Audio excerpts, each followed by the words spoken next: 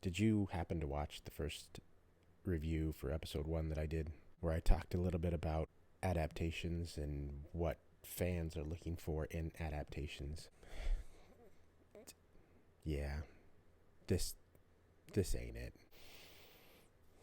Hey everyone, my name is Levi, and I have some thoughts on episode 3 of The Last of Us. Let's just jump right into it, because right off the bat there's an issue that I have that I referred to in my first video, the first review, episode 1.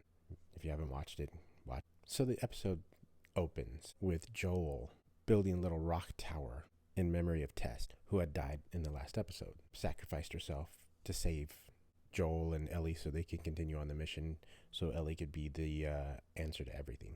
And that's just not Joel. The relationships in the game are not loving relationships. The entirety of the game, every relationship is utilitarian, seeing what the other person can get out of the other person for survival.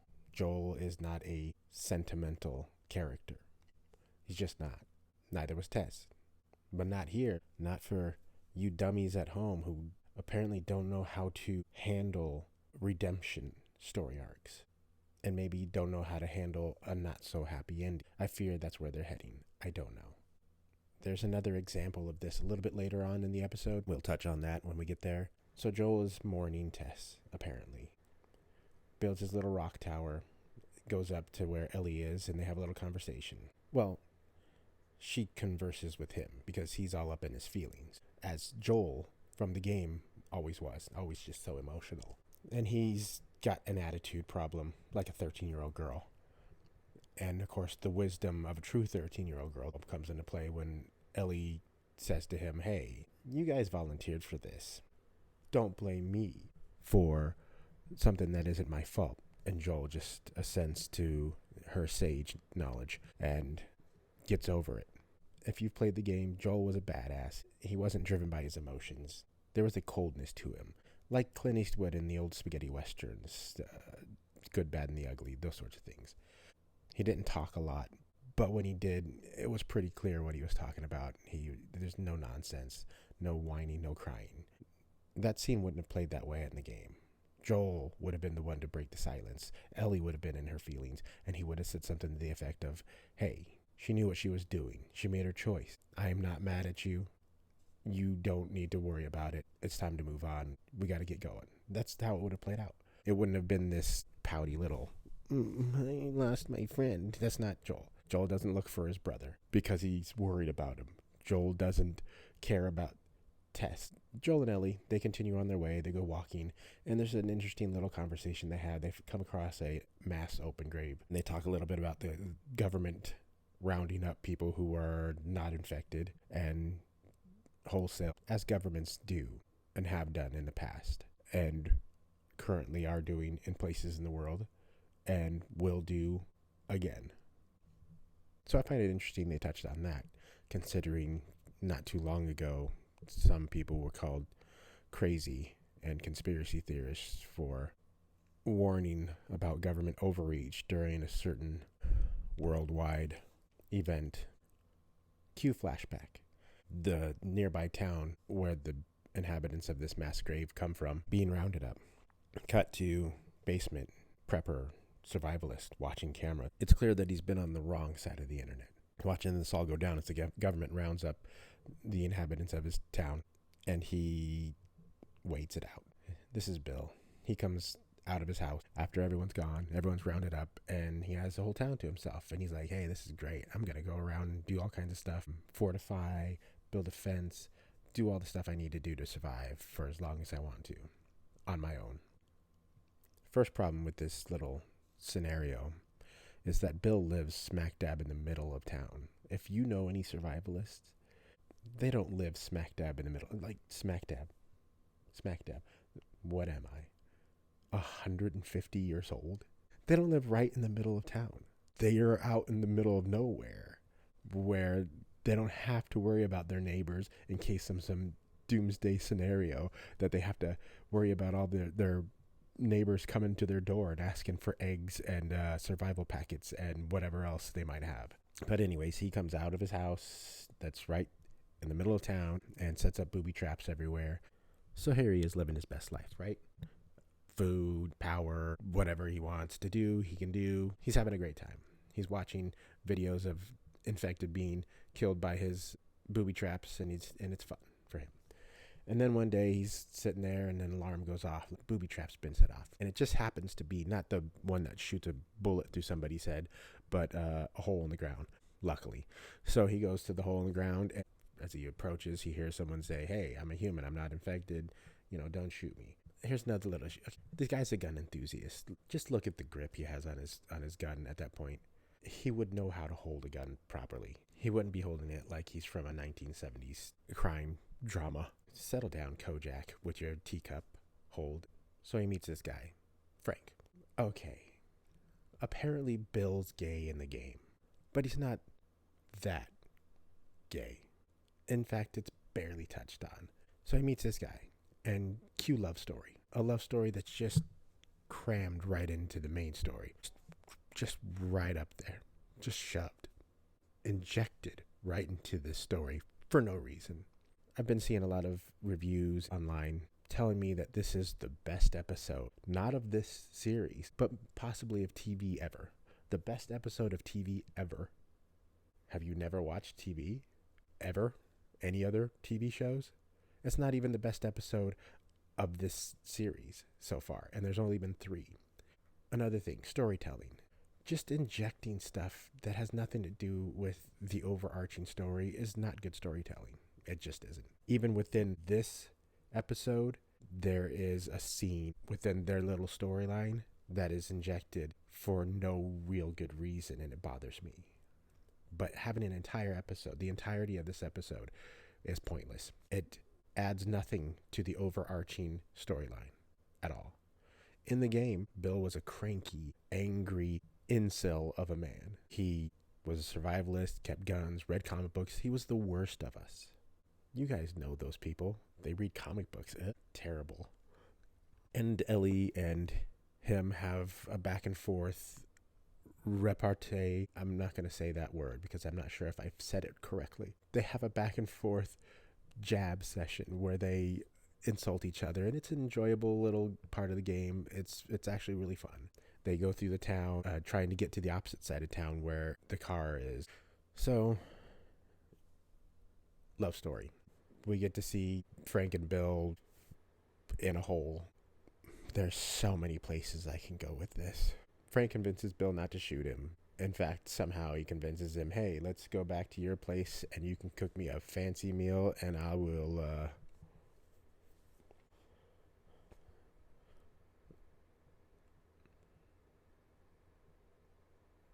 So then the rest of the episode turns into the opening scenes of Up, only with a lot more beard rubbing, and it drags on for an unbearably long time, especially the dinner scene at the end. And we get to see them doing various things. They're just hanging out. Frank tells Bill, "Hey, now that we're together, we're going to have to make some changes around here. We're going to spruce up the house. We're going to fix up some shops in town as well. Necessary shops like the boutique," because he's gay. And then Bill's like, "Why would we do this?" And Frank's like, "Because I've been talking to someone over the radio." Turns out that someone is Tess. Very next scene, we get to see Tess and Joel sitting down to a nice little cup of tea, lunch, whatever, sunny day on a lawn, like Southern debutantes in the antebellum era. I say it's a fine day for tea, isn't it? And it's all lovey-dovey. Both everyone on the table is lovey-dovey. They're getting along. This isn't it. I don't know why. The entire episode is a complete tonal shift. Even the action part that happens in the middle of this episode, that's just shoehorned, shoved right in to a storyline that's shoved right in to an overarching storyline and has nothing to do with anything. Even that scene, it's out of place in this episode. So Joel and Tess know these guys. They hang out with them. Apparently it's a little friendship they got going on. Joel and Bill established that, hey, we don't like each other, but in a cute, fun sort of way. Of course, they need some sort of action, some sort of violence, because this is what the show is. This is what we've tuned into. It's a story about a post-apocalyptic nightmare world where there are infected walking around and roving bands of marauders. That's the storyline. So action scene. Bad guys come upon town. Frank is asleep. He hears some explosions, wakes up. Bill's gone, goes looking for Bill. Bill is defending his home as survivalists would. A guy who's probably studied how to handle certain situations with gunfire. And he's got a rifle. It's got a scope on it. So naturally, he's standing dead center, right in the middle of a very brightly lit, wide open street. No cover around for dozens of feet in any direction. Just a dumb, stupid idiot standing in the middle. I'm not even a survivalist, and I know that's not how you do it. I mean, they got the gay stuff down pat, but the survivalist stuff. Anyways, he gets shot. It doesn't matter because he lives. The entire scene doesn't matter. It makes no difference to the storyline of this episode. Cut to next scene. Frank and Bill are old, and so Frank gets sick, and he's getting sicker. And then one day, Bill wakes up, and Frank's sitting in his wheelchair, and he says, "Hey, today's my last day. The struggle's enough. There's no help for me. There's no doctors. This is, just kind of what it is. So we're going to make this a good last day. We're just going to spend our day together. It's going to be great. And then at the end of the night, we're going to have wine. I'm going to crush up some pills, pour it in my wine. I'm going to drink it. We'll go to bed. I'll fall asleep in your arms." End of story. Cue music montage. And they're like pointing at flower, laughing and giggling. And I'm just waiting for the list of side effects because it looks like a commercial for some sort of pharmaceutical product. And then they get to dinner. And then dinner takes forever. The longest dinner scene ever. And I watched the menu, which is an entire feature film about a dinner. It wasn't as long as this. If you haven't seen the menu, watch it. It's so good. Crazy, but it's solid. And they eat dinner. It just drags on. They look at each other. They look at each other some more. They finish eating dinner. Bill brings out the wine, pours a glass. She makes a show of pouring in the crushed up pills. He shakes it, and they look at each other, and Frank chugs it real quick. Bill looks at him, and they look at each other, and then Bill drinks his in the same fashion, just throws it back. And Frank says, "Hey, you rascal, did you poison all the wine?" And Bill's like, "Yeah, we had a good life together. Let's die together." And then we cut to Joel and Ellie walking into town. Joel's like, "Oh, dried flowers. This isn't like them. If there's anything I know about these guys is they keep up their houseplants." Ellie finds a note, and it's a note from Bill to Joel. "Hey, Joel, you're probably the only one who's going to find this. You can have whatever you want. I used to hate the world, but now I don't. You should find something worth living for." And it's this touching moment about hope and love and, all the stuff that the game was about. Especially Bill. He was so full of love and joy. So if you haven't played the game, just know this. None of that happened. Bill doesn't die in the game. Frank does. In the game, they find Frank had hung himself. He had lived on the opposite side of town from Bill. Maybe they were gay together. Maybe there was some sort of love story going on there, but it doesn't seem like it was a loving, romantic, caring relationship. So tonally, this is an entirely different episode. Also, it's an unnecessary story. This entire episode is pointless. It's pointless. Let's just say this. If you don't watch this entire episode at all, and you moved on to episode 4, the only question you'd have is, where'd they get a truck? But it wouldn't matter. They got a truck. They could have found it parked in the side of the road. We build up these characters and we kill them both off, and it doesn't matter. Going back to what I said in my first review, please don't pander to a wider audience. The storyline in this game was good enough to make it a best-selling game. So Joel and Ellie are there. They have free reign to take whatever they want. I don't think they take a single gun. Ellie's like, "Can I have a gun?" And Joel's like, "No." "Why not?" And he's like, "Because."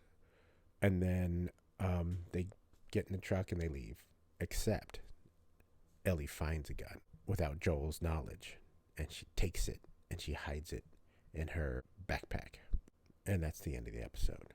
I'm sure the next episode's going to be called "Why Guns Are Bad." Big Bad Guns. Hey, I told you so about the guns. But that's the end of the episode. Essentially, nothing changed. Joel and Ellie are still in the exact same position they were at the beginning of the episode, only with a vehicle. The story has not moved forward. So you don't need to watch episode 3, really. It's pretty much a waste of time. Let's see what episode 4 brings. Hopefully it's not a waste of time. So yeah, that's it. Episode 3. Exactly what I was saying in the first episode review. We don't need unnecessary backstory for characters. We don't need unnecessary love stories for characters. This is both of those things. We don't need changes in characters' motivations and personality traits. So hopefully episode 4 continues on with the tense action, the more morose tone, and we get to see the character growth of 2 characters who actually matter to the storyline, not just a couple of randos who die. I didn't like it. Pointless episode. My coffee's gone, so I'm calling it quits. Have a good one. Hey everyone, thanks for watching. If you enjoyed this video, please hit like, share, subscribe, leave a comment if you'd like. Could you also head over to my Spreadshirt page and check out my designs? I think you might enjoy some of them. I'll leave the link in the description below.